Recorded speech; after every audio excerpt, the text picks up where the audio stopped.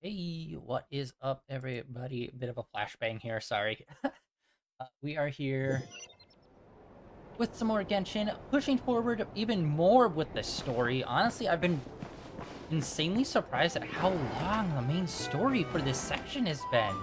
Normally, they're just like maybe 3-4 hours, but we're right now on like part 7 of this thing. Crazy. This is a thorough plan, but I do have one last question before we take action. How can we be sure that our enemy won't leave the designated area? Great question. Albedo's been hard at work analyzing Rarer and the Wild Hunt's behavioral patterns. His conclusions are as follows. Firstly, from the earliest known confrontation until now, Rarer has never displayed any ability to manipulate the dimension of space. So it's unlikely he has any power in that domain. Secondly, he seems to have a particularly strong vendetta against our group. If we put him in a fight-or-flight situation, he'll choose to fight every time. Thirdly, finally, and most importantly, he is consumed by hatred, both for the moon and for his enemies. Turns out, we tick both of those boxes. We have a reincarnated moon in our ranks, and a spy who accessed his private memories without permission. He'll be baying for blood, not looking to escape. As someone who's had their fair share of interactions with the Wild Hunt, those all seem like valid observations to me. Understood. Then I will defer to the verdict of the group. Well, everyone, that's the plan in full detail. Albedo and Durin are carrying out their part as we speak. Plan approved. Scheduling. Okay, any firepower you need, I got you covered. Let's light this baby up. The Frost Moon Scions are behind you as well.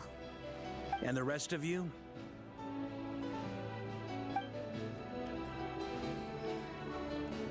No objections?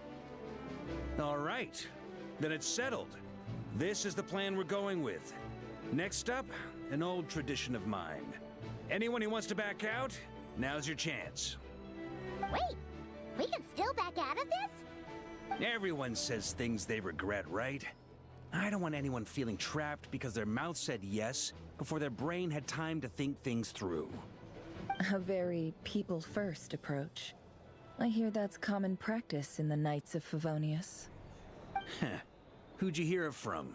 D-Luke? Shh. We don't use people's real names at work. This contact will be known only as Owl, please and thank you. This plan can only work if everyone does their part. Flint's and I will absolutely support it. We shall indeed. You'll be glad you accepted our help. Also, you are the last person I expected to see here, Miss Dory. It's not often I get called Dory in a work context. My peers usually call me Lord Sangamabe. So, the longer your name, the higher your net worth. Is that the idea here? In that case, Mr. Flint's here must be worth a fortune. That's right, I know your full name. It's... The walls are thin here. I'd appreciate you keeping that a secret. Okay, fine. Ugh, I'm actually only here as a favor for someone else. Do you have any idea how much it would cost to hire me otherwise? Oh! Does this mean someone out there actually has the power to boss Dory around? It most certainly does not. We have a long-standing and mutually beneficial business partnership. She's actually the mom of a friend of yours. Said mom supplied me with a great little trinket, but now that lady's ruined everything. If I don't start building a little goodwill now, my whole business in Notcry is gonna go down the drain! Okay. So what exactly is so special about this pendant? It's a lucky charm that a great mage made for me. We have a business relationship, and she was worried that something bad might happen to me. So, she wanted me to have something that can store power to protect myself with. I finally got it all fully charged up with Kovaki, and then never went and used it all up at once! Never lost so big in my life! You're right. It was all my fault. I didn't mean to drain all the Kuvaki in the pendant, but I'll make it up to you. You will? Well, in that case, how about you give me your chess set? And we call it even. I knew you'd say that. Well, it's yours if you want it. In fact, take it now, and I'll even throw in a free Raker of Solnari. Deal? You're putting me in a difficult position here. It's a very useful thing to have around, but I have a funny feeling it won't be around much longer. I guess we'll see in a couple of days. Looks like bankruptcy for me.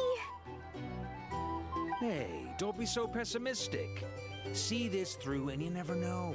You might find a new business opportunity on the other side.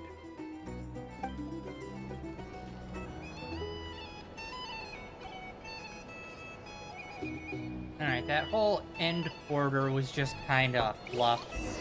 Fuck. Come on, man.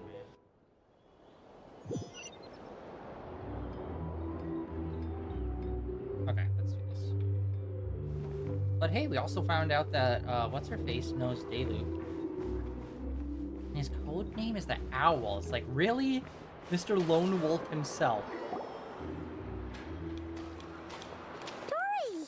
How are things going? Feeling ready? Or even Phoenix. Oh, I was This is born fire. ready. We only have 2 days. You think Lord Sangama Bay would let an opportunity like this slip by? Don't forget, when something's in high demand, the people with the goods on hand get to charge the highest price of all. Even higher than the sellers taking advance orders. Ta-da! See? It's right here! Ah, it's so pretty! Did you make it? No, I have a supplier. We go way back, so he made me a very attractive offer. Aha! No wonder you were talking about Lucky Charms at the meeting. You've been getting Kave to make them for you. That's not the full story. It actually started a while back as a project between me and the Dendro Archon. Mage Alice once warned me that this world won't stay safe forever. There may come a day when everyone faces a great crisis. I passed this on to the Dendro Archon, and she secretly brought together a research team made up of Sumeru's top scholars to invent a technology that could keep people safe. I won't go into the details because it's all very complicated, but if you want to know more, you can ask the Dendro Archon about it sometime. Anyway, point being, it was the Dendro Archon who asked Kave to build this little contraption. As one of the top Kashara War talents, he was the obvious choice. Took him long enough. He stressed over it for ages. Must have gone through at least a dozen designs before producing a final product. But that's Kave for you. Marak delivered it to me a couple of days ago, along with a letter from Kave. Could I ask why I'm sending this technology to you? And what's your proposed use case? Has it been approved by the relevant authorities? So nosy. My fault for sending him the research permit to begin with. Surely Nahida must have told him you were involved in this project. He was probably just nervous because you're always so secretive about your business. Could be, could be. Anyway, I just replied, let's hope there never has to be a use case, because it would involve grave danger. Fair enough. But it sounds like he was just being cautious. He probably felt responsible as the one who made it. Or maybe he was asking as a favor for his housemate. He's done that before. Not sure why, though. His housemate doesn't seem to really care that much about this kind of stuff. Either way, all's well that ends well. I'm just glad to finally have my hands on the product. I wouldn't want to be without it, given the potential dangers that lie ahead. Huh? What does that look mean? Paimon's just super surprised. This must be the first time we've ever seen you actually get serious about something.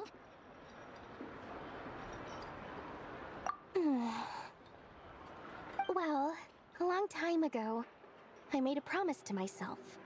I promised that I was gonna live every day of my life with a big beaming smile. Obviously, Mora plays a big part in that. But there are always gonna be times in life when you have to give something back. That could mean paying back a debt, returning a favor, or showing some kindness. Alice has been a huge help to me over the years. She was the first investor I ever had. And I want my investors to know that Lord Sangamabe is the best in the business.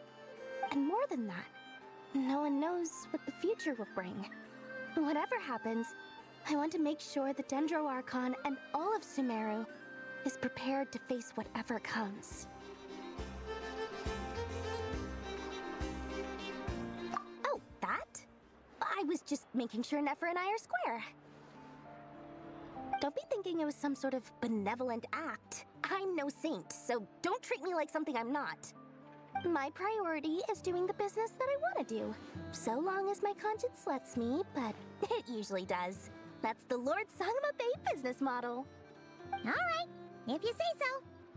I do say so, and that's the whole point. I'm a businesswoman. Don't go trying to figure out what kind of person I am. You'll exhaust yourself. Much easier for everyone involved if you just take my word for it. Oh, and could you two help me get this stuff where it needs to be?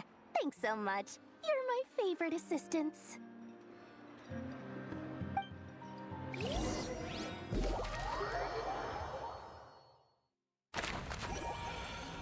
Meanwhile, with the Z team,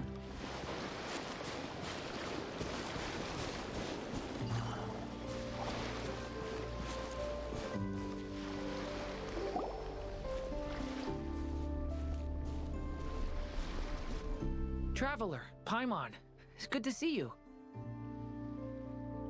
Everything going smoothly over here? Sort of. As you're probably aware, Varka, Durin, and I captured some abyssal creatures from the Wild Hunt. Per the plan, we dissected and analyzed some samples of these creatures. The process went very smoothly.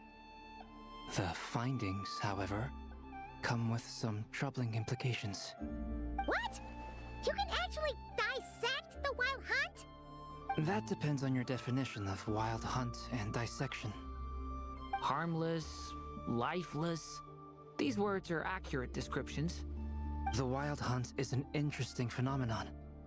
In and of itself, it doesn't seem to possess anything akin to a human personality.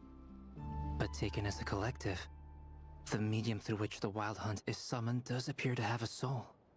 Master griped a lot about the wise Horoptatir, and seemed somewhat fascinated with the foul Certology. But she barely mentioned Rerir at all. I don't think that was because of his lower social standing, though. Anyway, it's a pity. I should like to hear her thoughts on the nature of the life form he has become today. It's a strange mix. The furious energy of an abyssal being channeled through a fractured physical existence. A consequence of being torn apart by an unknown power. see, this is exactly what I'm talking about. Motherfucker, you just rambled. Tell us the information. I don't need to hear about your inner monologue of how your teacher once told you about this person, but not that person, but wondering why they wouldn't even talk about that person, of what it actually really means. It's like, dude, tell us the information. They just ramble way too much in this game. It's fucking ridiculous. Half of all of the conversation is just rambling about things tangentially related. It's like, just tell us the information so we can get to the guy. Alright? I don't need to hear about this stuff. What did you learn? Tell us about what you learned. And how we can use that in the fight. Perhaps the only explanation for his survival in this state is that he sacrificed a degree of individuality in exchange for a continued existence. Thank you, okay. What we were looking for. Oh, sorry. Once I get talking about interesting research, I have a tendency to go on indefinitely. Literally everyone does that in this Back game. to our research findings. Essentially, they confirm my hypothesis. Rerir's corpse is completely contaminated by the Abyss, and the effects are irreversible. You could think of this as Rerir in mutated form. But in my view, even that would be inaccurate. In reality, his whole being has been consumed by the Abyss. In other words, he is now nothing more than a manifestation of abyssal power. Unfortunately, at present, we have no means of completely eradicating abyssal power. Hence, we cannot fundamentally destroy the ray here of Solnari either. I need someone to make One Piece for Genshin. I swear to God, you could probably shoot through most places' stories within an hour. You just cut all the extraneous bullshit. Oh, that's terrible news! So, that's it? We can't defeat him? Not even if we get the power of the Three Moons? Miss Columbina's situation is a difficult one. She can never achieve wholeness when the world does not accept her presence. It's as if her creator banished her to a place she can never be accepted.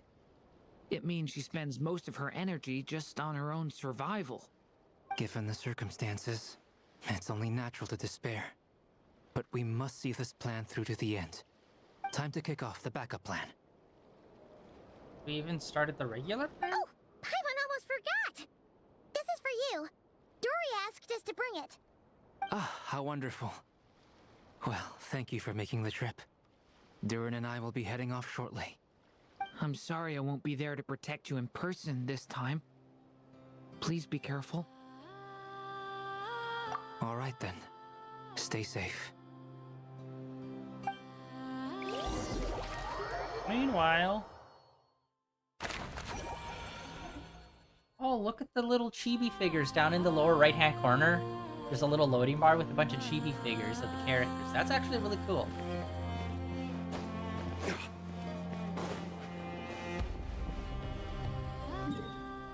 Okay, we're outside of that for right now. There's something I keep meaning to do and I keep forgetting, and it's this.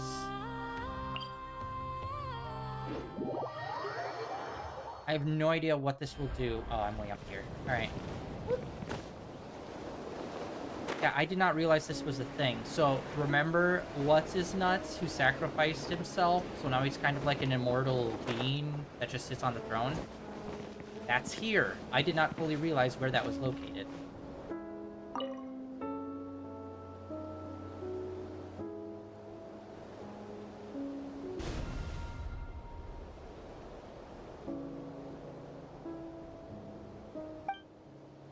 And we can offer him these things.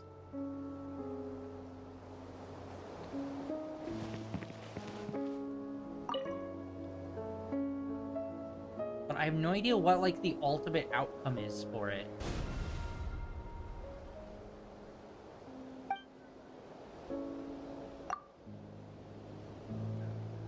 God damn it, I can't read it fast enough. It says you must have an active character to... And that's all I get. I get, like, halfway through the sentence every time. But yeah, there's these things we can feed to him, basically.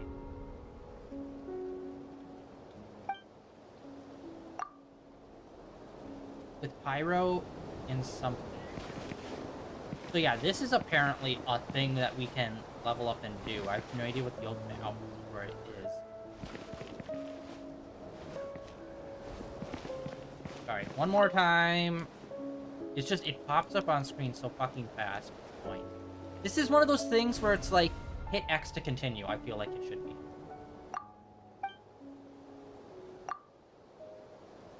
I wrote to make an offering. That's what I don't get.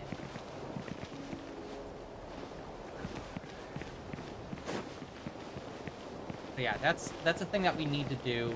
I wanted to just point that out, because I kept meaning to do it for like the last 2 months. And I kept forgetting, so I wanted to point that out before we continue on with this. Meanwhile, taking the main story.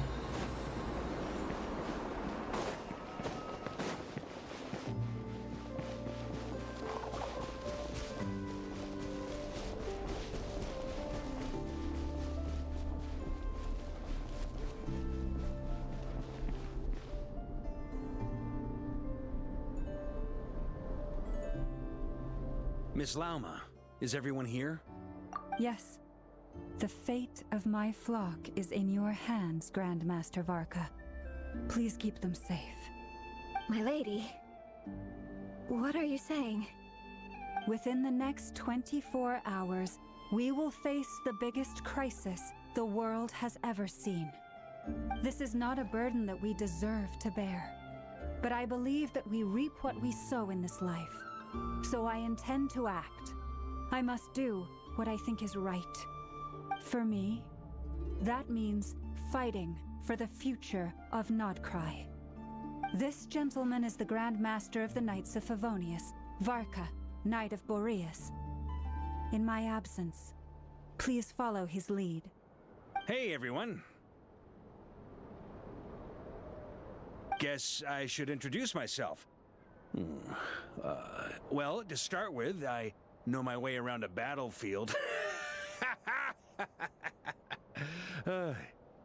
Biggest strengths are honesty and hard workingness. Anyway, point is, I don't intend to let Lauma down. I'm gonna do everything in my power to keep every last one of you safe and sound.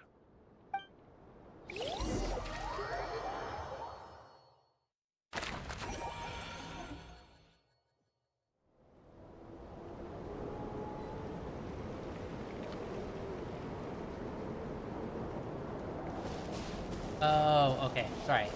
I just was looking up what that wanted us to do. We have to have Pyro on our main character. It has to do with his Pyro level up. Which again, like, also another thing that I really hated about Natland is that they waited to the very end to give the main character the Pyro power. Like... Something on your mind? Miss Columbina, was it? Bean. I believe that's how the others addressed you. That's right. Names are funny things. Have you always been called Dainslev? Yes. I take it your own name has a more complicated history. I have a different relationship with names than other people. To be honest, I'm not even sure that Columbina is my name. At least, not in the same way that Dainslev is yours. But it's what everyone calls me, and I go along with it. A lot of my life has been that way. I get so used to things that I forget to question why they are so. I never used to think much about where names come from, or what they mean to people. Maybe something's wrong with me. You're different from other people. I sensed it the first time we met. You're more perceptive than most. I'm sure your long life and rich range of experience explains that. Do you ever find yourself missing Conria, Mr. Dainslev? Difficult to answer. I have dreamed of the past many, many times. Sometimes I'm fighting tooth and nail. Other times I'm lying on the ground, defeated. I don't recall any happy moments from that time. It has been too long. Is that because hatred survives longer than love and affection? That would not be for me to say. I make no excuses for the grudges I bear. But whatever the reason, I remember little that was beautiful or sentimental. Thank you for your help with the Rerir situation. Without your efforts, I never could have learned the hidden truth of his story. You're welcome. I know he's your friend. Friend? He betrayed me. Betrayal? And I never really understood what he was going through in life. Some friendship, that is. Okay. So, do you plan to fight him with us? You see, you're torn. Now you know what really happened. You see the things he's done in a new light. I need some time. Of course. I completely understand. He's just show up at the last minute. Anyone else in your position would feel conflicted too. Actually, I went through something similar myself recently. Something happened that changed my perspective on a situation. A situation I took for granted at the time, but now I feel very grateful for it. You mean the Harbingers who still support you, even though you've left the Fatui? Wow, you were able to glean majority of what she was alluding to by her just being vague and alluding to things, and then you having to say it directly right on the nose of exactly what she was alluding to. It's as if they were trying to say things without saying things to have other characters explain things to have dialogue more. Crazy. Yes. I always thought they were only helping me because harbingers are forced to work together. But then I abandoned them. A warrant was even put out for my arrest. And even now, they still support me. Which means I was wrong about them all along. Clearly, they view you as a friend. I feel a little guilty now. I regret not seeing her help for what it was, and not treasuring it. I see the guilt that you're feeling now, because I feel it too. Hopefully, talking about it will do us both some good. Have you noticed that the Traveler and Paimon are over there? I think they've been listening. Huh. Shall we say hello? Sure. Hello. Ah! They caught us! We were just standing out in the open. We weren't even trying to duck behind some bushes I or rocks. apologize for making you worry. No doubt you wish to know where I stand on the plan to take down the Recher of Solnari. I'm afraid I need a little time, but I will seriously consider joining you. You will? Oh, thank you so much! Everyone will be so grateful to hear that! They needn't be. This was something that I was going to have to face up to eventually. That doesn't matter to them. They're grateful to you regardless. You can't control their gratitude, so just accept it. And then, have a think about whether you're willing to join us.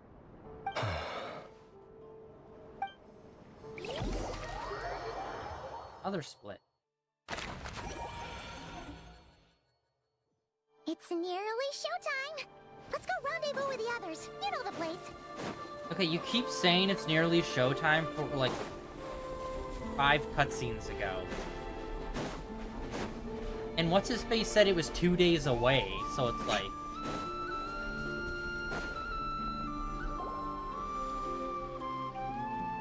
Ah, you're earlier than I expected. Hey, Flint's! Been waiting here long? Not too long. I came a little early so I'd have some time to think. Are you nervous about the battle?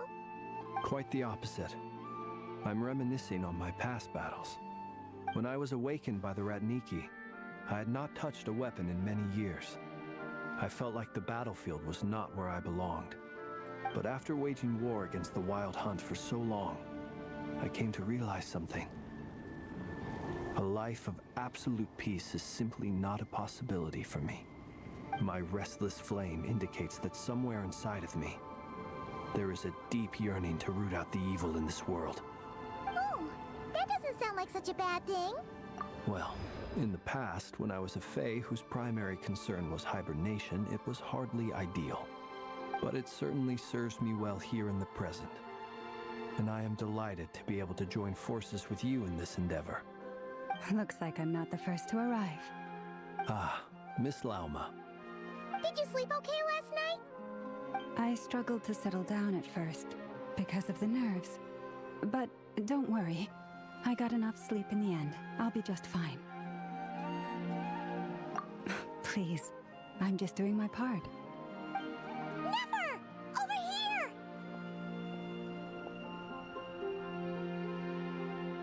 Ino asked me to relay a message. She said Anetha will be on high alert and keep a close watch over all secondary districts where defense is required, providing support as necessary. Meanwhile, Ino herself will provide range support to us directly, using her latest invention. Excellent. My thanks to all involved. The chess set's looking a little unstable. It won't hold him much longer. We should be prepared to engage at a moment's notice. Okay, that's what I don't understand. How did his physical self get into the board? Because I thought it was just like a mind projection thingy. and then she trapped him in there, but it seems like it's his physical self, that it's just like... No sense sitting around waiting. Let's make the first move while we still have the option. I agree. Paimon, find a safe hiding place. Got it! Be careful, traveler! I will. Oh, voice acting. I'm never not gonna point it out because of how little they do. Everyone, take your positions as soon as the battle starts. Every ounce of strength we have in our bones, let us bring to this fight. Ready?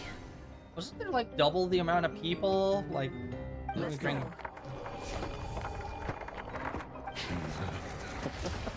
I've seen all your futile ploys before. You have become the authors of your own demise. I wouldn't be so sure about that.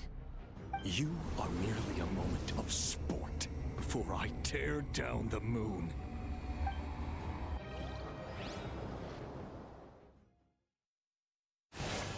Ooh, nice little loading art piece. Why did we have water on? Stay on your toes. Yep. Let me help you guys. Take this! The moon. Pathetic. Be silent. To dust. Hunt them down. Go. Can't hide the truth. It all adds up. The moonlight. Last round. Great. Observe. Close your eyes. Be silent. With one heart, we pray. Futile.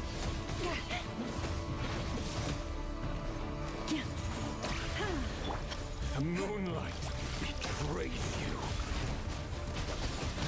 Water jet! Bombs away! The moonlight betrays you. No more love. The mystery unravels. Yeah, her ult is pretty sick looking. She gets the clones.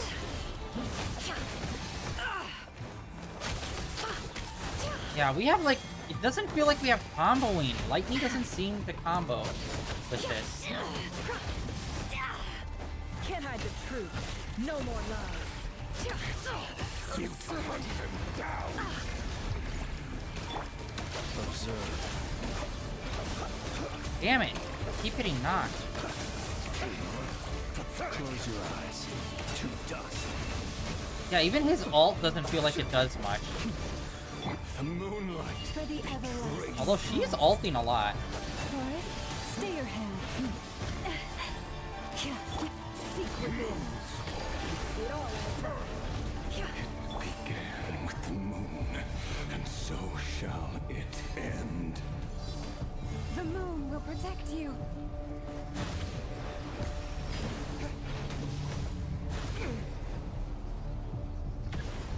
Oh, there we go. I didn't even realize we had that. Water jet! Damn it. There we go. Our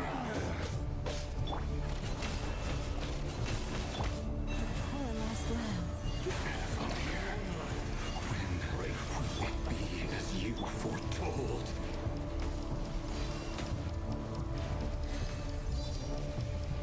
Oh.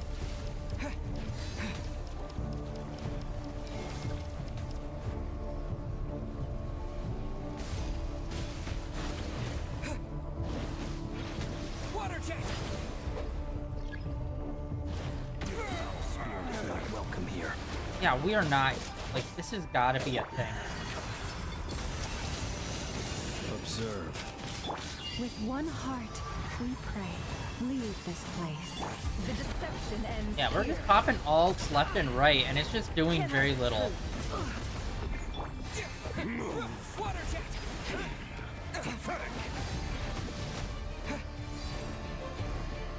Oh my god. Yeah, I am not getting the synergy with these guys. Water jet!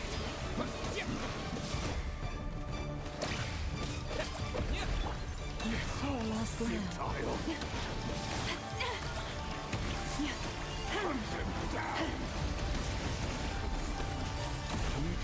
your hand. Leave this.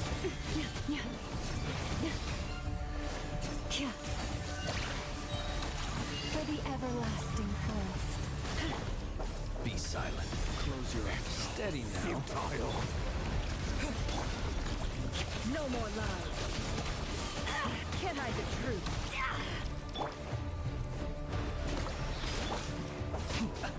Yeah, this is feeling super slow. The long sleep beckons.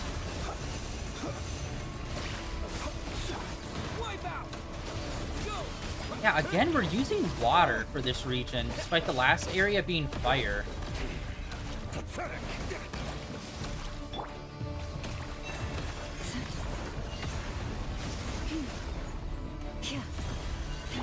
Come on. Okay, now it's getting to the point where even changing characters isn't happening when I'm hitting the button.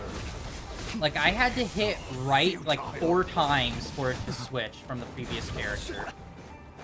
Your little game of heroics is over. The moonlight moon.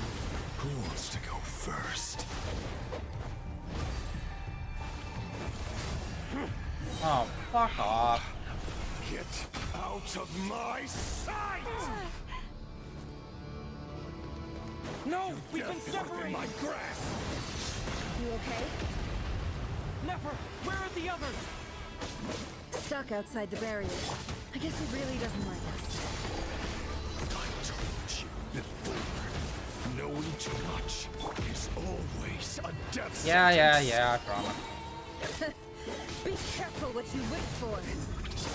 Actually, your entire tale tells the opposite because you knew nothing of the king's plans or why he was doing anything he was doing. So if anything, the opposite's true.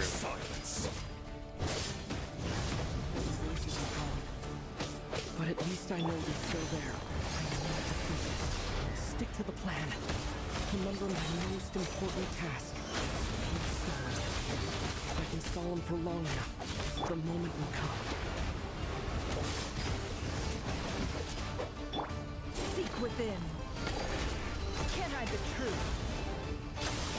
Oh my god. Absurd. Go! God, dodge to the left or right. Oh, it's a fucking wall. That's why. Death is within my grasp. I hate invisible walls. Man, I kept trying to dodge, and I kept feeling like I was stuck right on him. The mystery unravels. It all adds up. How unfortunate. Destroyed. No more lies. Bombs away! Yeah, even his water ult does, like, it doesn't even do chip damage, because it does so little damage. Like, what the frick? The heli? The deception ends here. It all adds up. Okay, how much more are we gonna fight this guy? We're like, our ultimates are doing chip damage. Like, how much longer are we gonna have to wait?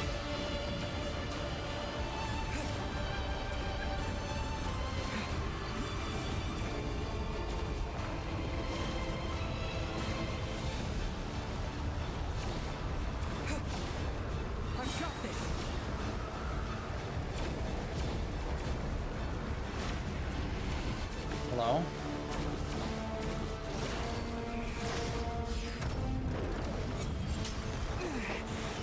Shield's broken. I can't keep this Destroyed. Don't push your luck. Reborn. How much power will it take? Yeah, these kind of fights are annoying when it's like, we're very clearly just like trying to chip away until we trigger the story. Like, come on, man. Wipe out! The mystery unravels. Can't hide the truth. No more lies. Water jet!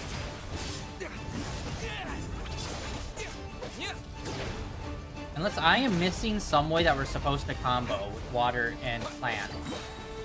Like, they do combo, but you need a third element to, like, fully, like, trigger it. The deception ends here.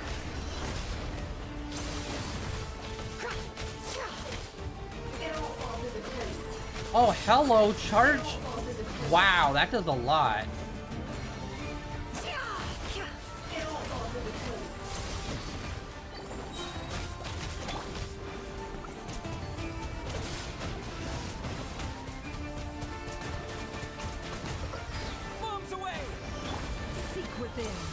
Wow, okay, so I learned holding down, doing a charge attack allows you to do this extra attack that does like way more damage. I did not realize she could do that. No more lies. The deception ends here. So that's her special ability in full, is doing this. It all adds up. And it always feels like I'm missing something with the water form, when it really is, I'm not. Can't hide the truth.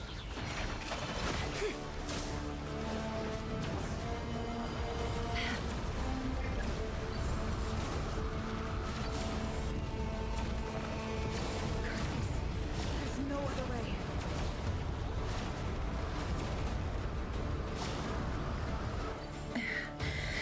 Yeah, that took like twice as long as it should have, man. We're very clearly just like chip damaging him for story to happen. Oh, that's a sweet background. The hands coming up to the moon. The only way to defeat Rarer is to borrow his own power. That means Columbina will have to disappear while you two bear the brunt of his attacks. You have to hold on. Find a way to keep him focused on killing the two of you.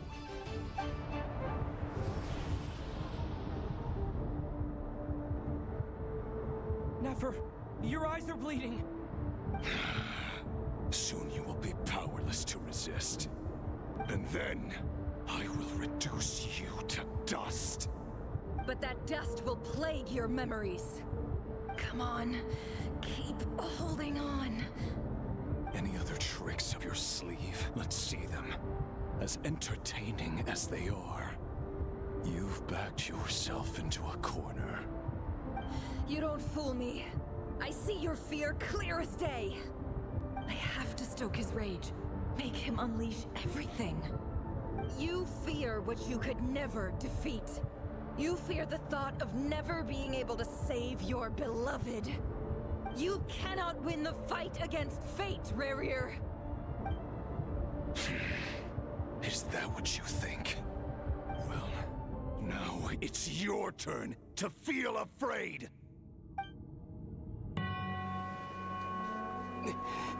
You fear the sound of your own name? Is it us you hate? Or is it what you've become?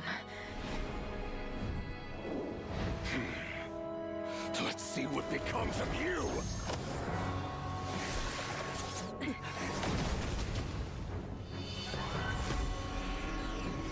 Oh, hell yeah, we got the big cinematic, baby!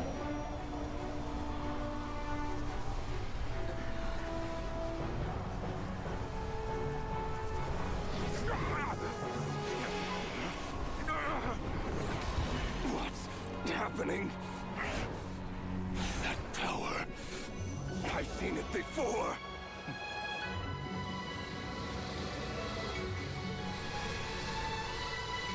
Just so doesn't look like a character from this game. Power is on another level. We'll need to use an alchemical array to convert his power into a usable form. Then quickly channel it into Columbina, rendering her powerful enough to compete with him. I'll join you. I can help. If I release enough abyssal energy into a confined space, it'll create a potential difference, allowing us to extract a huge amount of elemental energy. Next, I'll synchronize with everyone's minds using pyro, then give you temporary access to their abilities and fields of view. But it won't last long. Can you see? Well enough. So, we have a student of Gold Rhine-Daughter in our midst. How about that?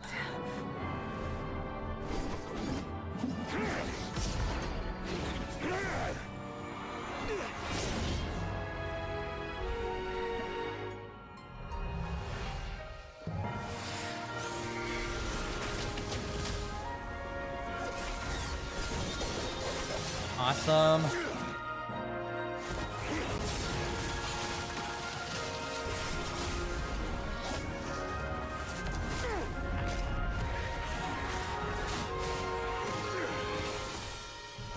You use my own power against me? Just like how you stole Kuvaki. Look familiar?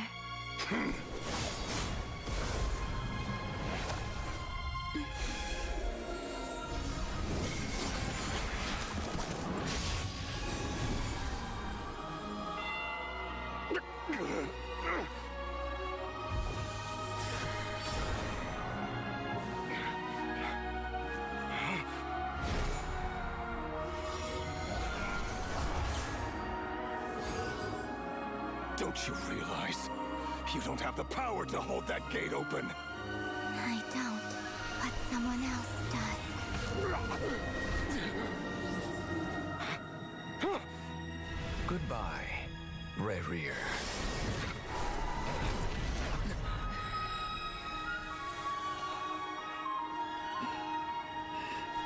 We won.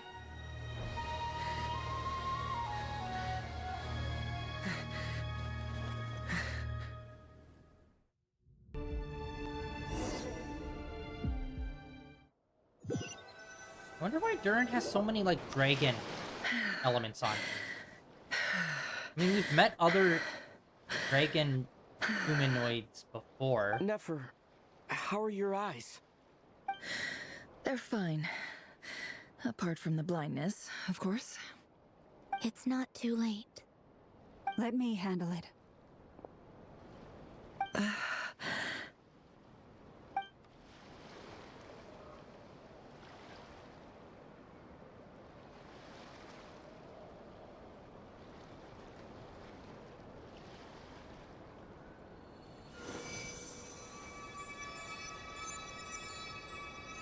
Miss Nefer, it's not like you to lose your composure.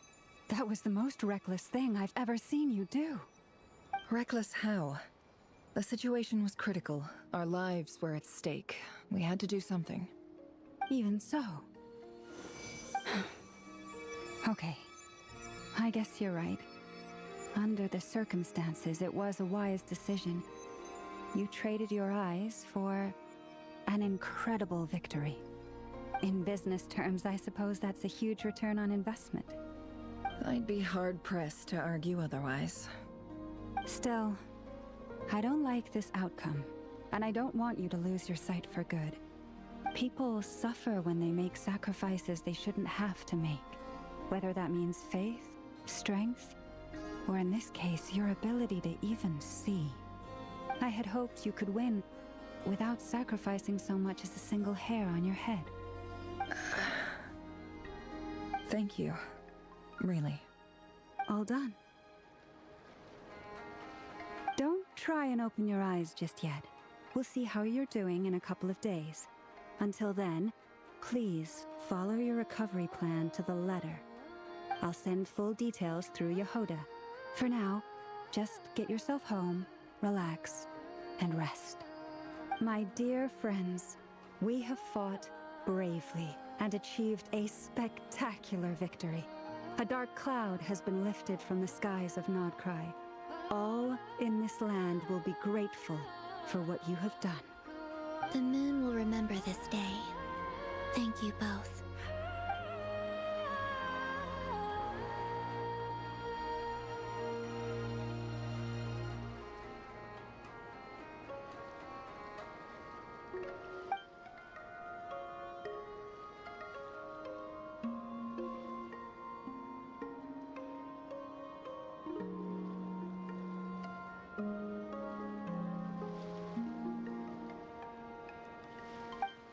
There's something I want to let you know.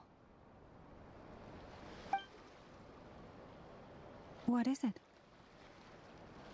When Durin connected everyone's minds so I could access their powers, I also felt everything they felt. And since Nefer's eyes were injured, my eyes are hurting now too.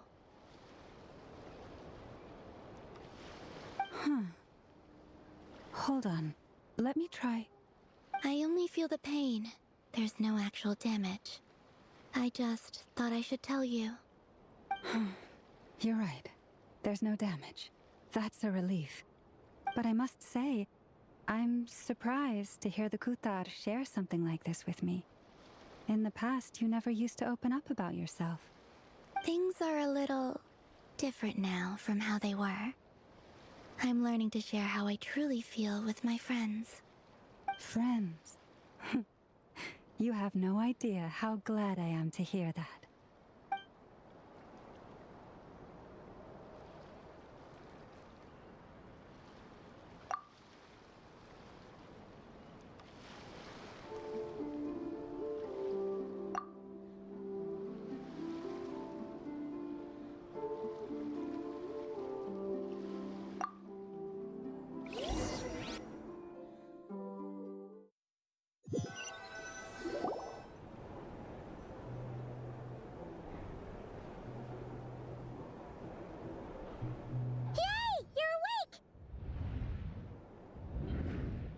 How are you feeling? Any aches and pains? Did you sleep well? I'm doing all right, Paimon. No need to worry about me. Phew! Well, that's good. Paimon's been sitting on the edge of the bed worrying about you for ages. You slept a whole day and night. Poor Paimon had to eat all by her lonesome. Glad to hear you didn't starve. How was the food? Well, it wasn't the same without you there to share it. Honestly, Paimon just can't relax when you're not your usual self. She couldn't enjoy the food and settle down to sleep. Well, I'm back to normal now. Oh yeah, and Albedo swung by earlier. He said to tell you to head to the tavern when you woke up. Varker and the others are organizing a victory feast and they want to celebrate with you. He also dropped off some medical supplies, but you seem fit as a fiddle, so guess you won't be needing those. If you're feeling up to it, let's head over now. Wouldn't want to keep them waiting.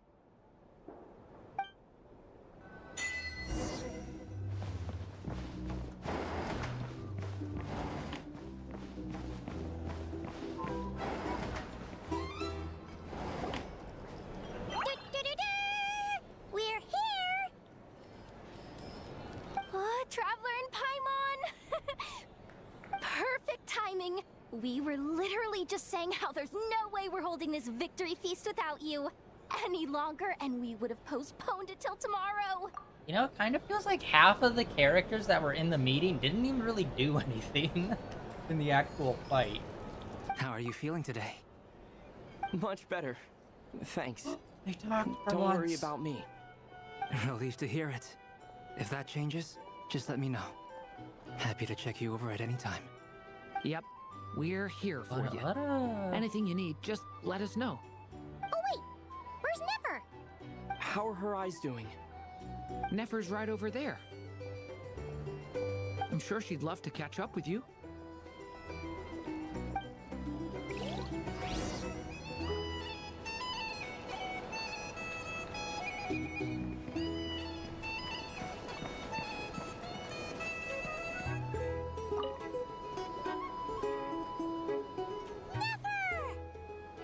Traveler, Paimon, are you recovering well? Turns out that moon chanter has some real talent after all. My eyes were mostly recovered after just a couple days rest. I can actually open them again now. Yeah, but you gotta be careful. Lauma says not to strain your eyes while they're still healing. Yes, thank you. I'm well aware. Yehoda, could I borrow you for a moment? I could do with an extra pair of hands. Oh, sure. Coming. Hey. Did you hear that? I gotta go help Lauma for a second. You guys chat among yourselves. I'll grab us some drinks on the way back. Paimon, you still like 'em sweet? You bet! Make it extra sweet, because Paimon's earned it! Sure thing!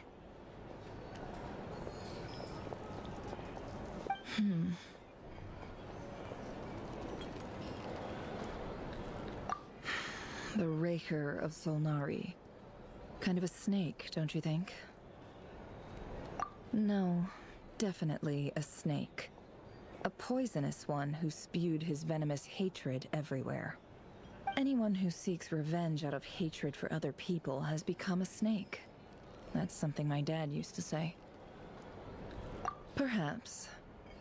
I'm sure it sounds like a very wise and open-hearted perspective to your ears. But me? I think hatred is a perfectly justifiable emotion. What else is left when everything you depended on in life gets stripped away? Something's gotta fuel that drive to keep on living. If you're worried about me, you can nip that in the bud. I'm not someone who gets stuck in the past. It's just... I suddenly feel like I was wrong to call my father a liar. He was just a fool. That's why the academia turned their back on him, and why the other tribes ganged up on him. Oh, Father. How much better things could have been if you were a skilled liar. Look at the Ibis King. Thoth is a fiendishly cunning liar. And yet, strangely, he feels more like a father to me than my real dad ever was. He's never brought it up, but I'd bet he feels the same way. Why else would he give me the power to perceive the truth, while at the same time training me in the art of deception?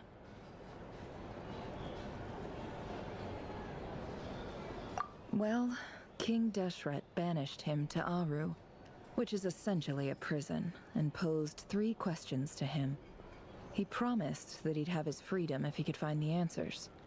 His response was to take on a physical form and approach me, hoping that I could become his envoy and search for one of the answers on his behalf. Did he really think I'd fall for that? He's stuck there. He can't make me return what he gave to me. So that's enough for you to decide he's nice, is it? He's a prisoner, and he was scared. So he decided to perform some good deeds to win people's approval. He lives in fear because he's a deceiver. How is Rerir any different? You can't work as a spy your whole life and expect a happy ending. It's preposterous. Yet I can't say I don't understand it. Liars live in the darkness of their own making. But it's still human nature to want to go on living. They say that a liar's soul is the most worthless thing in the world. What do you think? Oh, like neither one of those is really good. Oh my god, he's been such a drama. Good. If you understand Yeah, that, sure. it means you're smart. And you see things objectively. If you ask me, the soul of a liar really is worth nothing. Because all they care about is themselves. For example, when something good falls into my lap, I don't go sharing the news around. Stops other people trying to steal it from me.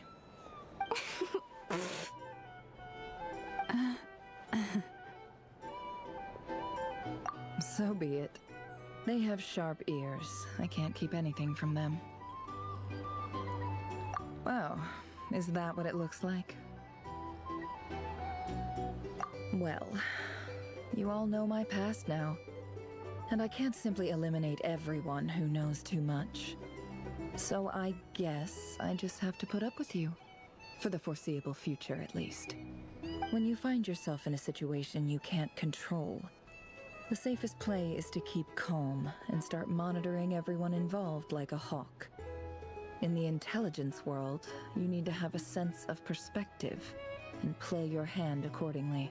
If you understand what's at stake, please ensure my secret is safe with you. I trust you'll respect my wishes as a friend. But don't forget, I will also be watching you like a hawk. Very good. Oh wait! Now that the panic's over and we've all calmed down, Paimon suddenly remembered something. After all that build-up, our mystery ally never showed up even once!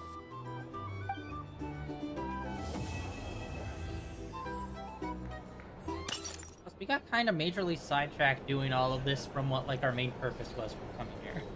Huh? Am I imagining things?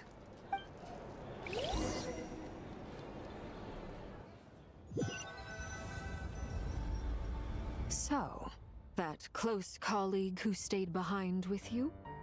What's he been up to recently? Don't know, don't care.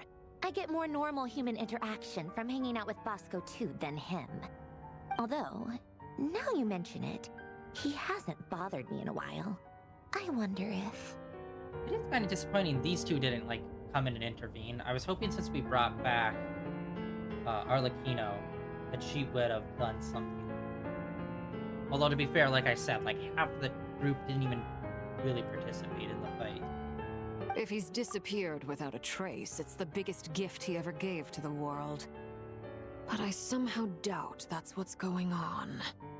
He won't lie low forever. So we'd better stay on guard.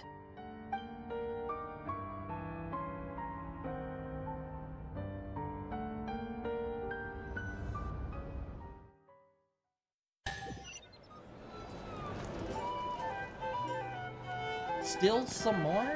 Brother. So much conversation.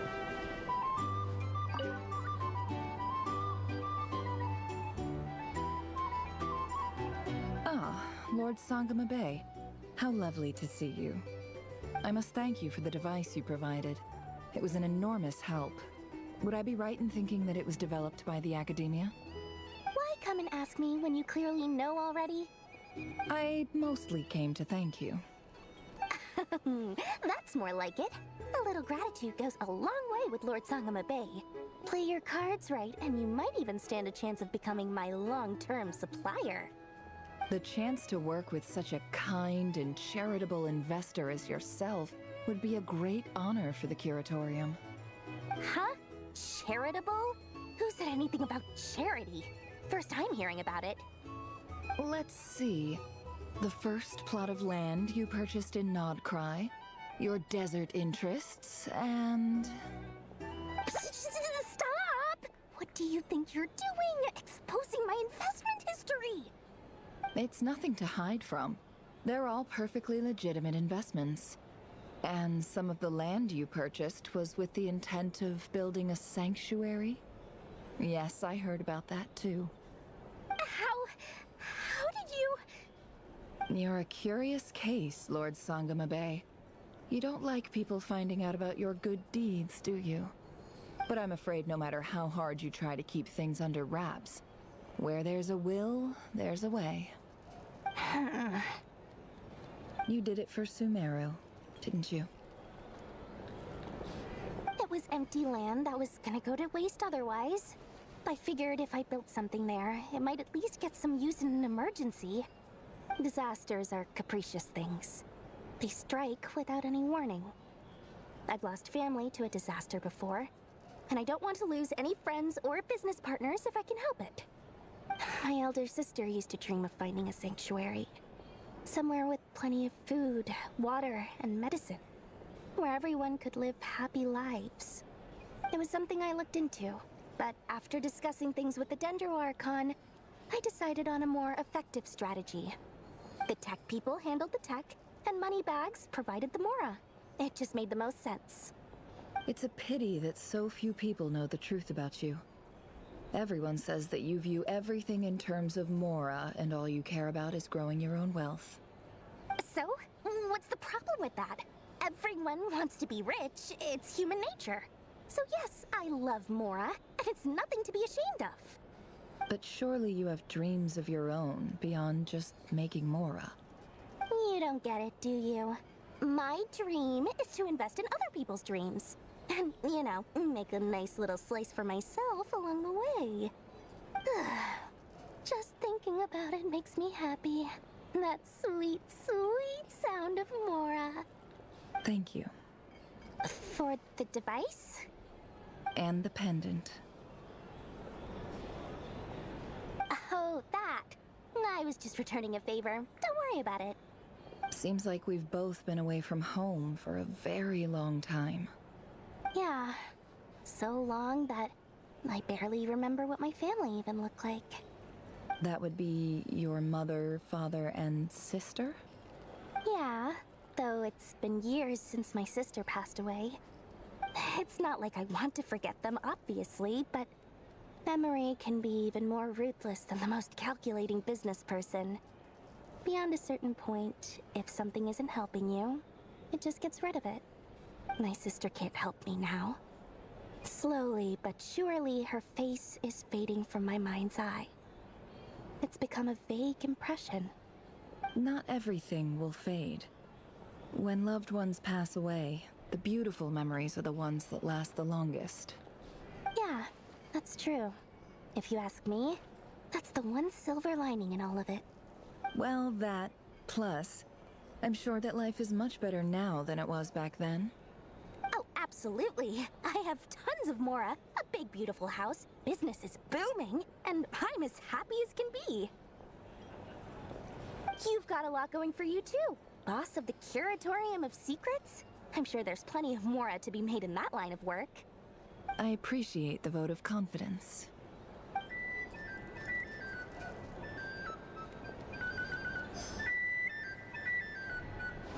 Lord, that was a lot. Did we ever know that she had a sister? It's hard to remember just because it's been like over 2 years since like we were in Genshin. How have you been holding up? Any adverse reactions? If you start to take a turn for the worse, make sure you tell me right away. You don't need to worry about me, Grandmaster. I'm fine. I mean, I barely did anything, so... What? You're too humble, young man. You played an indispensable role in the battle for Notcry. We can't thank you enough for your support. Sometimes, when people praise you, it's because you deserve it. The best thing is to accept it calmly and with grace. It's important to learn how to respond to words of admiration. Let's do a quick demonstration. Albedo, that was an incredible feat of alchemy. The pressure was on, but you worked flawlessly at lightning speed to get the job done. Thank you. I can't take all the credit, though. Durin played a big part in forming the alchemical array. See? Did you catch that? A masterclass in how to take a compliment. Oh, okay, yeah. I did work pretty hard to help prepare for the battle. No point denying that. Hey, you guys! Hey, look who's bounced back. Looking good, traveler. Seems like you've recovered. You won't need to take any more medication. Can I get you a drink? Huh? You know how to order at a bar now? You've sure learned a lot recently. Handling a drinks order is ridiculously simple compared to alchemy. Don't worry, I'll blend into society yet. Paimon believes it! You're clearly a fast learner, just like your brother. To be totally honest though, Paimon didn't quite follow all the details when you first explained the plan to us. Don't worry, that's completely understandable. Unless you're a student of alchemy, it's hard to grasp the principle and how the process works. To put it in the simplest terms, we saw how our enemy stole the power of Kuvaki. And that gave us the idea of stealing his power to turn it against him. When facing an enemy you have no hope of defeating, it's best not to engage them in battle. So, instead of looking for a way to overpower him, we decided to help Columbina get strong enough to at least stand up to him in a fight. For this to work, we had to analyze his modes of attack, confirm who his main target was, and make sure that he wouldn't go beyond the range of the alchemical array. For added security, we prepared a total of 4 arrays. But to mitigate the impact of the battle, we identified one location in particular as the ideal spot, which is where the confrontation took place. The alchemical array absorbed his abyssal power. Then Durin processed it to render it usable by Columbina. Why do they feel like they need to tell us every minute detail of shit that just doesn't fucking matter, bro? What next? Are you gonna tell me about that time you took a shit at your friend's place? You see, I woke up that morning and then I had oatmeal, but not regular oatmeal. An oatmeal with a little bit of honey in it, you know, to get stuff going. And then I had a hearty thing of coffee. Not regular coffee, just like, you know, some coffee with a little bit of sweetener in it. I don't like it black. It's too bitter. Anyway, then I put on my shoes. First my left shoe. And it's just like, fucking just... Bro, we don't need to hear this shit. Why do so many characters in this game insist on rambling shit that doesn't fucking matter to anything? Stop explaining to us how you did a thing that we just all did. You don't need to hear about the fucking, the thing that you made and how there was multiple components and how we had to choose this special location, which was the location we just chose. Like, dude. Move on. Okay, cool. What are we doing now? What's your next step after this? I don't need you to recap what we just did by telling us even more details of behind-the-scenes planning. Okay? That's like watching a cool cutscene and then being like, that was a pretty cool cutscene. Now let's cut to 6 other characters explaining what they were doing during this time and why it was also important that they were there, but not really there doing anything. Just move on! That power enabled her. What surprised me was that Dainsleif actually agreed to join us. Given his history with Rerir, he had every right to sit this one out. But we're extremely grateful for the decision he made. Why would he? He's like, former friend turned villain. Friend usually helps.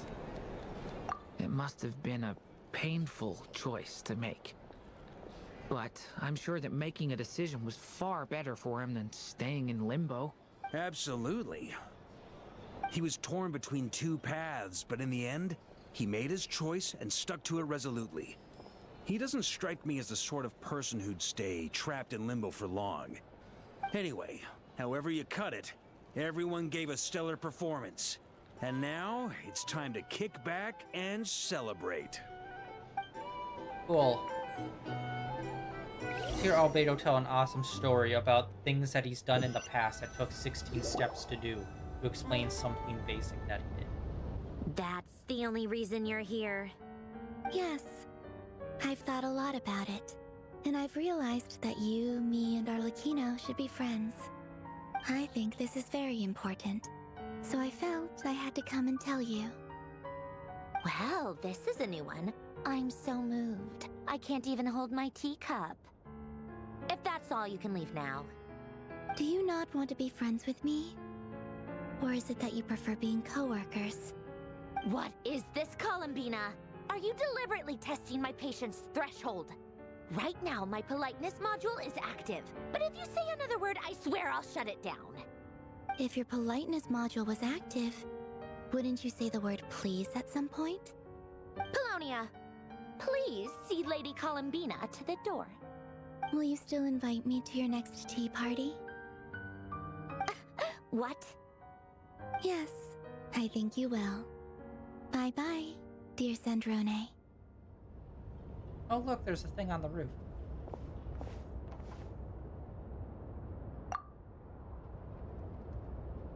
Last time, the Wild Hunt escorted you out. Would you rather I handled it myself this time? We just wanted to, you know, see how you were doing now that it's all over. She even help? I don't think she Why? did. Out of concern for my safety? I hope you didn't seriously think that the Rayhir of Solnari would be able to lay so much as a finger upon me, given how prepared I was. Mostly because you kind of helped us out, so we just wanted to check you were okay. Looks like all your robots are fixed, huh? Oh, don't you worry about that. Tea time is already a write-off. The visitor before you managed to kill my appetite. If you're in the mood for tea, go ahead and help yourself. Otherwise, it's going to waste. My coasters are still missing in action, though. Use this notebook instead. Whoa! Pretty hefty notebook. Look at all those calculations. You can ignore those. They're just dumb scribblings. I doodle and write in my free time. Sometimes I remember the distant dreamlike past. Sometimes I imagine the far-flung future. And other times, I grit my teeth and note down all the crazy nonsense going on in the present. Some people do the crosswords in the newspaper. This is my equivalent of that. So you Trying journal. to predict the future is like daydreaming. And writing about the present just makes me furious. The past is my favorite. If nothing else, it's already set in stone, so I don't have to rack my brains trying to figure it all out. Huh. Although, having said that, the only vaguely interesting memory in my past is probably that guy they call Lord Artificer. Who else? Pretty much all the mecha in Fontaine are his personal handiwork. Wait, are you saying you know him? Like, personally? As a friend? I mean, I guess we were friendly enough. Yep. In fact, I'm probably the only normal person left who knew him at all. We used to chat occasionally back when he was still around. Before he passed away, he asked me to destroy all his manuscripts. I honored his request, but I did read through everything first before destroying them. I mean, I couldn't let the genius of Lord Artificer Alain Guillotin disappear like that. Would have been such a waste. So, that's where the formulas in your notebook are from? I just told you. Those are my equivalent of crossword puzzles. They're just dumb formulas that I solve for fun when I'm bored. Alain's work was like epic poetry. The formulas in my notebook are just silly little riddles in comparison. Not that there's anything bad about them. I mean, at least, solving those riddles isn't going to hurt anyone. Except me, because I lose a few brain cells in the process. Anyway, while we're on the topic, I might as well tell you about what happened to him and his friends. Alain Guillotin had two close buddies, Renee and Jacob. They spent their childhood years together in the Narzissenkreuz Institute. They were all quite competitive, so there was some rivalry between them, but it was a friendly rivalry. But beneath the friendship and the rivalry ran something deeper, a sense of nostalgia for the past. Unfortunately, childhood would end.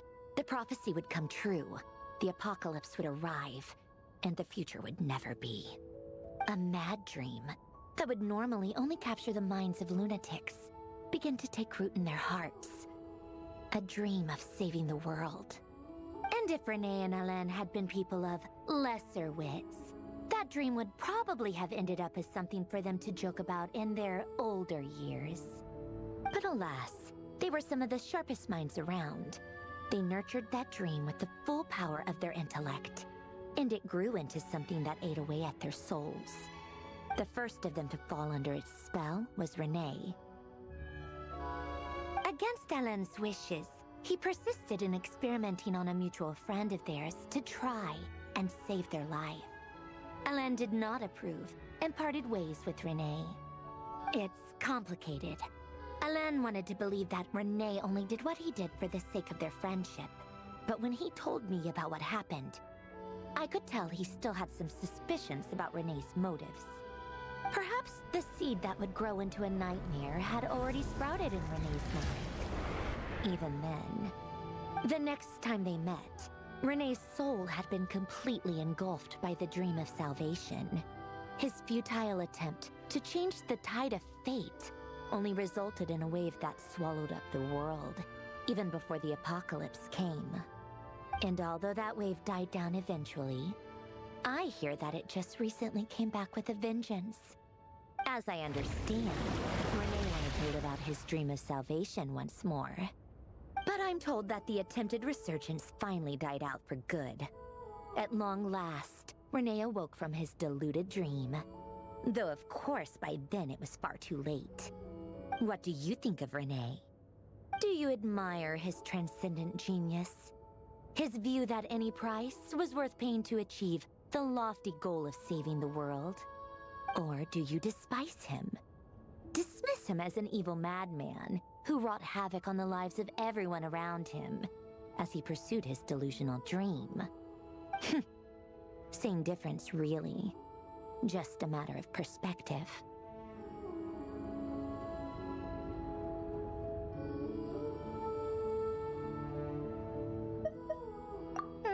What a cop-out. But I suspect you'd have a more incisive and insightful answer if we dug into it further.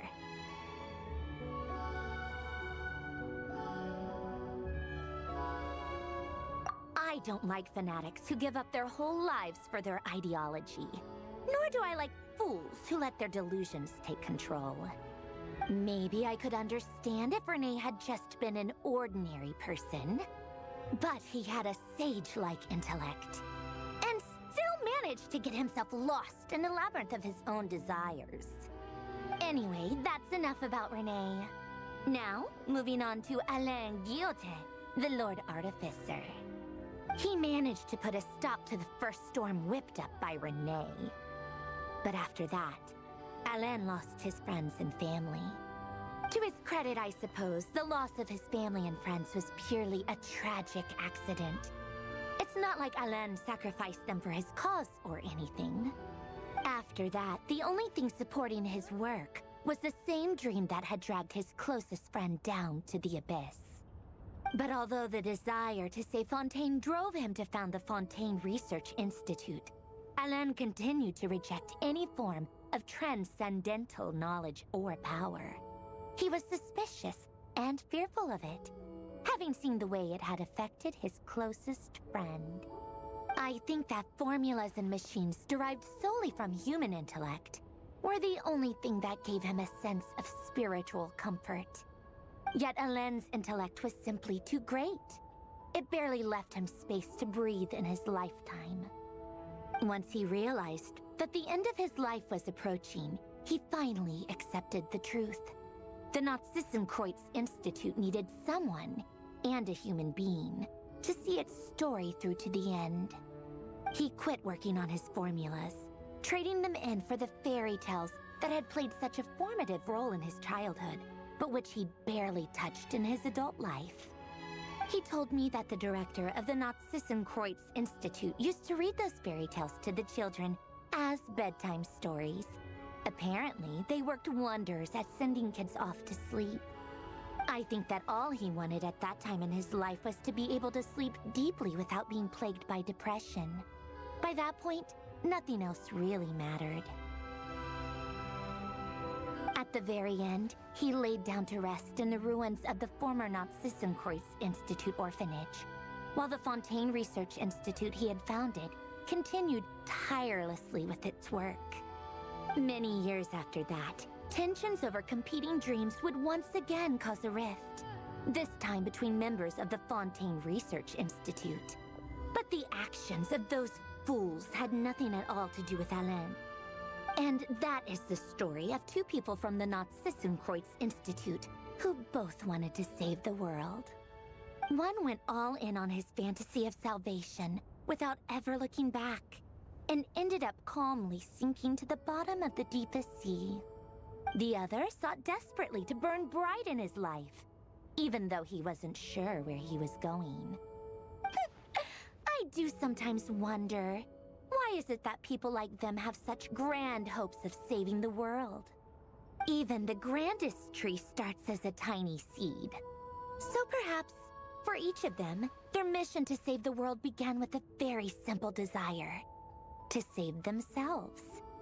They were young children with friends and family who mattered to them, desires to explore the meaning of life, ambitions to have a successful career. They didn't want to see all of that taken away in one fell swoop. Or maybe they just wanted to find something to ink, but instead, the search, do you think the desire to save oneself is enough of a justification to try and save the world? The way you said that sounded just like Alain. I asked him the same question back when he was in his prime, putting all of his energy into his work. He gave the exact same answer as you did. God, this is like the third time today! Bro! Why are you telling us all of this shit that just doesn't fucking matter? It's like they just... You know how they have books in this game? That you could... It's just like side story book thingies that you can pick up and read?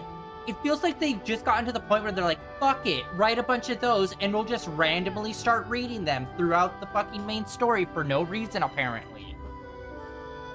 Like, dude.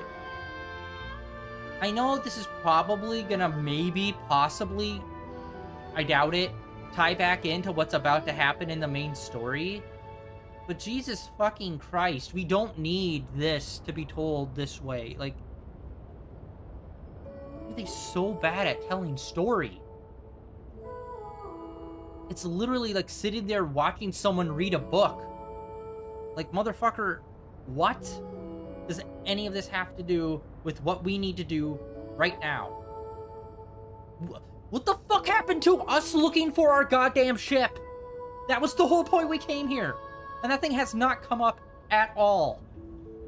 And instead we're learning about two fucks in a completely separate nation from like 2 years ago. And they're fucking... Like, it's not even like a sad backstory. It's just a backstory that happened. That's like hearing about the backstory of the janitor that works at the school. Oh, how all things in his life went okay until the point where they continue to go mid at best. And then he got the job at being a janitor at school so he could make ends meet and then continue on doing that. Like, at no point in this story is it like locked in or engaging. It's like, okay, they tried to save the world. What was the big, huge, dramatic, life-changing, important story beat thing that they did? Oh, they didn't do anything, really. Remember that tower? Well, one of them built that. Cool, is that gonna come back into play at some point? Maybe, probably not, no. I don't need lore on a tower from 2 years ago. I need to find where my fucking ship is and where my goddamn sister is and figure out what the hell's going on with the Heavenly Principles. Everything else is side shit that doesn't matter in this game. Like, god damn it. Learn to tell a story. No elaboration. Just Bro. a quick short answer before getting right back to his work. He was always that way. All right, tea time's over. I owe Arlecchino a favor for telling me these stories. I'll have to bring a whole sack of gifts the next time I visit the House of the Hearth. I'm gonna go tinker with Polonia now. You guys can do whatever you want, as long as it doesn't involve interrupting me. I don't even get why she was even in this story. She barely did anything in these 2 hibernation parts. mode. Begin diagnostics. I feel like they just I feel like they were like, okay, we're gonna have this many harbingers. And then they were just like, okay, now I guess they'll do things sometimes, maybe. Like, it feels like they had no plan for her, so they just put her here in the story. Just because they needed to have her somewhere in the story. And that's it. And she's not important. That drove me crazy. That was so fucking dumb. We got ourselves that this time. Alright. I have a 50-50 feeling that the next update is gonna have to deal with what she was just talking about. And if it does, fuck you. Like, stop, like, fucking baby bird feeding us little bits of information about the next thing that's gonna be happening next time in a completely boring way. Either wait until it's actually relevant or just fuck off. You should have ended it in the bar. I don't know why we came here to see her. That was a terrible ending to this. No, my sword. Let me weave you a verse. And yeah, what the fuck's happening with, what's his face? The head of, the Knights. Is he staying here? Is he going back? What's happening? See, that's more interesting than whatever the fuck all that was. Excellent. Yeah, I think I'm done with Genshin until the next update. Like,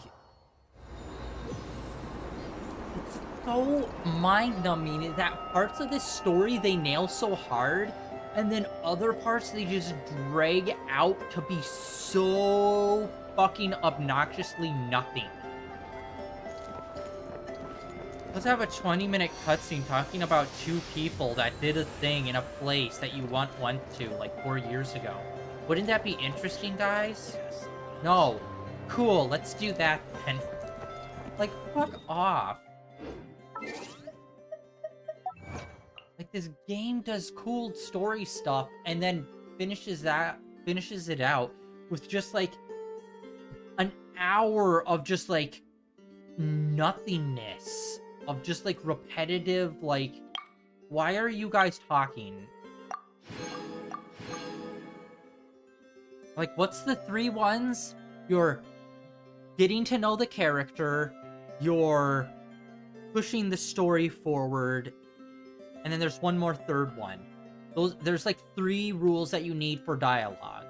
If you're not learning about the character and then becoming more interesting or becoming more fleshed out because of it, or it's telling the main story, or I think it's like explaining or exposing aspects of other characters. Like, if it's not one of those 3 things, your writing is bad and meaningless.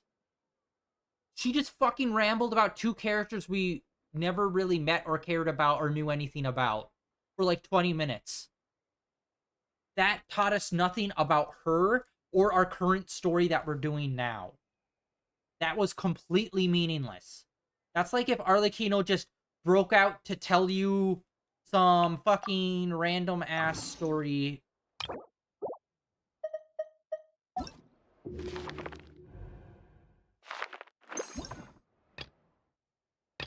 This.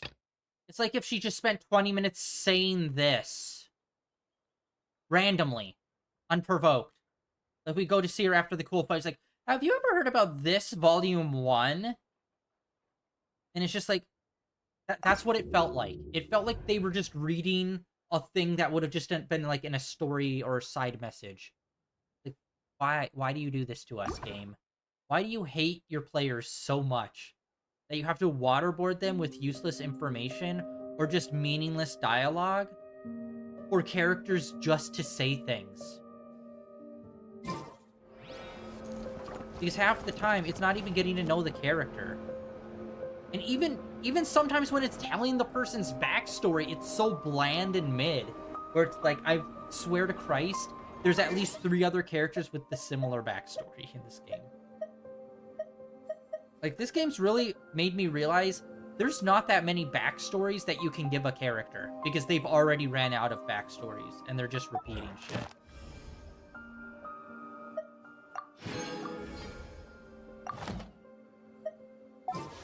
And we got absolutely nothing. Not a big surprise. Do we even have an event or anything?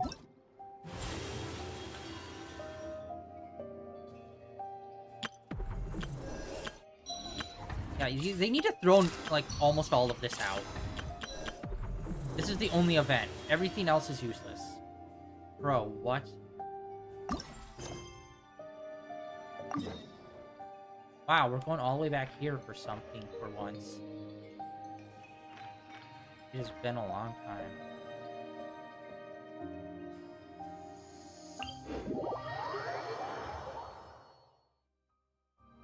Alright.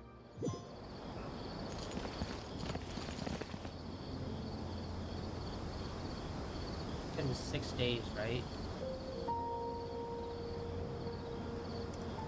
I'm done for today, guys. Like, watching an hour and a half of, like, okay, 5 minutes of a really cool, interesting cutscene, and then an hour 30 of, like, nothing really happening, kind of sucks the energy out of me. I need something more engaging. I wish I was playing Alan Wake, too. The game is so much more engaging, and I get so much more locked in than I do with this game. But yeah, that is it for today. Tomorrow, I don't even know. Tomorrow we might play this, we might do the event, or I don't know, we might do something else. I'm not sure. They just really kind of, like, again, like, when they actually, like, lock in on the story, that's interesting. But when they're like, we gotta do the story, but first we have to do these 5 beats in between where we have to explain stuff that we're going to do, and then we don't see any of it, and then after the main thing happens, we'll have to explain to you the things that we did while you were doing that thing. It's like, we didn't need that. Like, the last 2 beats before the cutscene and fight, we didn't need. And I'd actually say the 2 final scenes in the bar were kind of miscellaneous. We didn't really need that. And we definitely didn't need the fucking tea time. Like, maybe between the 2 girls, yes. But between the main character and her, no. Like, bro. Your storytelling is so bad, it makes me tired. Like, forget, like, putting on, like, lo-fi music to fall asleep to. Just put on, like, main story Genshin. You'll be knocked the fuck out so quick. Because they'll just waterboard you with miscellaneous crap that you just do not need to care about. But yeah, that is it for today. The end of the day, 1,898 of streaming in a row. Like I said, tomorrow, I don't know. If my We'll see. calculations are correct, It feels up in one the would air not whether or have- not we'll play another day of this. And do the event. But yeah, the event? It's gonna give us a character we don't even use, so yay. And then some other thing, The batch I of new guess. releases I don't today. know. I don't know. We'll see. Yeah, it's just so frustrating because the story was so good for so long, and then the end they kind of just okay, and then let's add on an extra 30 minutes to an hour of stuff we just don't need. It's like, bro, you were so close. You were so close at making it tight and interesting. And again, we went there to look for our spaceship. We haven't fucking brought that up in like a month. Bro. Really weird, bro. Really weird. But yeah, that is it for today. Like always, links down below. Blue Sky, Twitter, YouTube, all my previous streams over there. Catch you tomorrow. I don't know what we're going to be playing. Maybe this. Maybe Underknot. I don't know. We'll see how I feel tomorrow. We'll vibe it out.